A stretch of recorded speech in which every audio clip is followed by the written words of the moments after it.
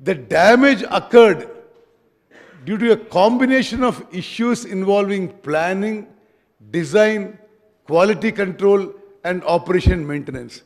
చాలా స్పష్టంగా ఆ రిపోర్ట్లో మేడిగడ్డ బ్యారేజ్ ఇష్యూలో డిజైన్ కానీ ప్లానింగ్ కానీ క్వాలిటీ కంట్రోల్ కానీ ఓఎండ్ఎం కానీ చాలా మరి నాసిరకం క్వాలిటీ అని చెప్పి ఎన్డిఎస్ఏ వాళ్ళ రిపోర్ట్లో లిఖితపూర్వకంగా ప్రభుత్వానికి మరి రిపోర్ట్ ఇవ్వడం జరిగింది.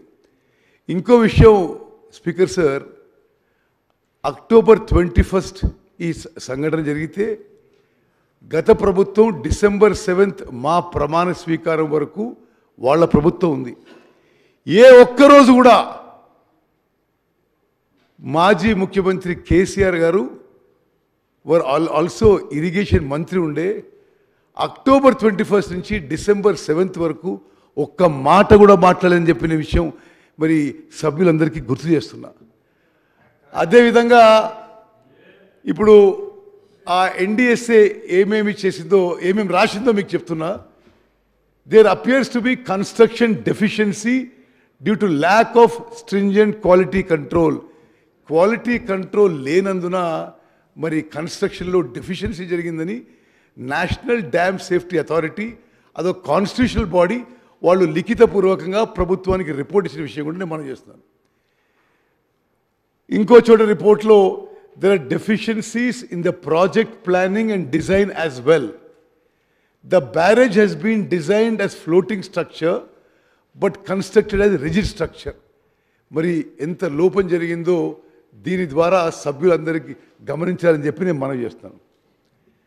అదేవిధంగా 2019లో ఈ బ్యారేజ్ పనులు పూర్తయితే ఏమీ ఇన్స్పెక్షన్ కానీ మెయింటెనెన్స్ కానీ 3-4 ఏళ్ళు ఏమీ జరగలేని విషయం కూడా మరి ఎన్డిఎస్ఏ రిపోర్ట్ తెలియజేస్తుంది.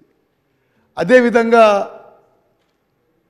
Telangana state dam safety organisation వాళ్ళని ఎన్డిఎస్ఏ ఇది జరగకముందే pre monsoon post monsoon checks చేయాలని చెప్పి లిఖితపూర్వకంగా ఇచ్చిన తెలంగాణలో ఇరిగేషన్ శాఖ ఆ స్టేట్ డ్యామ్ సేఫ్టీ ఆర్గనైజేషన్ ఈ చెక్స్ చేయలేని విషయం కూడా నేను మనం చేస్తున్నా.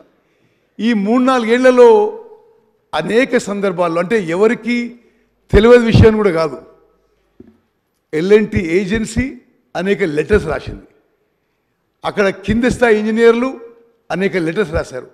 అందరి చూస్తుండగానే మరి పూర్తి నిర్లక్ష్యంతో ఈ బ్యారేజ్ ఇప్పుడు కొలాప్స్ అయ్యే పరిస్థితి వచ్చిందని చెప్పి నేను మనవి చేస్తాను. The barrage under the present condition is rendered useless. ఇది ఎన్డిఎస్ఏ రిపోర్ట్లో మేము తీసిన ఎక్సెప్ట్. నెక్స్ట్ అదేవిధంగా వాళ్ళు ఏమన్నారంటే అదే టెక్నాలజీ, అదే మెటీరియల్, అదే సాయిల్ స్ట్రెంత్తో మొత్తం బ్యారేజ్ నిర్మించబడింది. అదేవిధంగా అన్నారం సుందిల్లా బ్యారేజీలు నిర్మించబడ్డాయి. అందుకోసమే లిఖితపూర్వకంగా మేము చెప్తున్నాం, ఇప్పుడు మీరు ఆ రిజర్వాయర్స్ నింపొద్దు అనే విషయం నేషనల్ డ్యామ్ సేఫ్టీ అథారిటీ మన ప్రభుత్వానికి సలహా ఇచ్చిన విషయం కూడా నేను మనం చేస్తాను. అదేవిధంగా తతిమ 2 బ్యారేజ్లు, అన్నారం సుందిల్లా బ్యారేజ్, అన్నారం బ్యారేజ్లో కూడా ఈ ప్రాబ్లం మొదలైన విషయం నేను ఈ సభ దృష్టికి తీసుకొస్తున్నా. నిన్నటి నుంచి అన్నారం బ్యారేజ్లు కూడా పెద్ద ఎత్తున లీక్ మొదలైంది.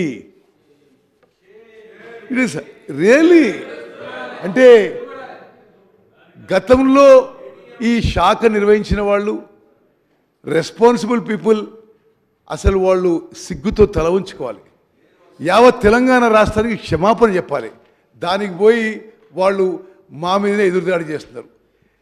ఈ సభ ద్వారా తెలంగాణ ప్రజానీకానికి తెలియజేస్తున్నాను, నిన్నటి నుంచి అన్నారం బ్యారేజ్లో లీక్ పెద్ద ఎత్తున మొదలైంది.